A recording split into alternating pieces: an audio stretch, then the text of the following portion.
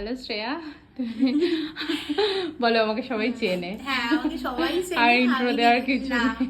আমি মনে হয় থার্ড না ফোর্থ টাইম দিদির কাছ থেকেই আবার স্মুথনিং করিয়েছি, মানে করালাম। হ্যাঁ। আজকে এর আগেও কালার করিয়েছি, স্মুথনিং করিয়েছো? স্মুথনিং করিয়েছি সবই, মানে চুল হেয়ার আমি দিদিকেই ছেড়ে দিয়েছি।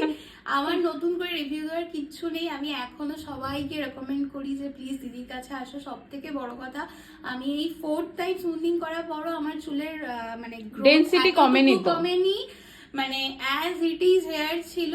খুবই ভালো, মানে আমি যার জন্য এতবার করার সাহস আমাকে দিদি দিয়েছে।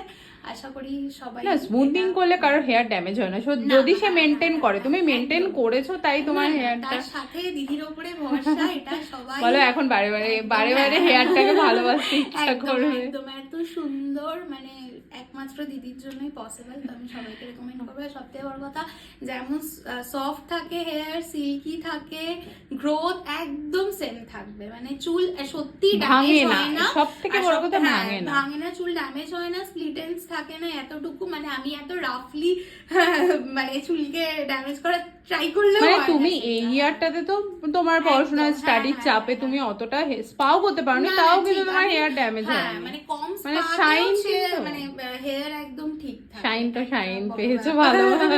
Thank you so much. হ্যাঁ, সবাই জানা আছে, মানে আমি অনেক পুরনো দিদির কাছে, অনেক পুরনো হলেও পুরনো। হ্যাঁ। আমি দিদির কাছে এন্ড ইভেন নেলসও করিয়েছি, তো নেলসেও একই ব্যাপার।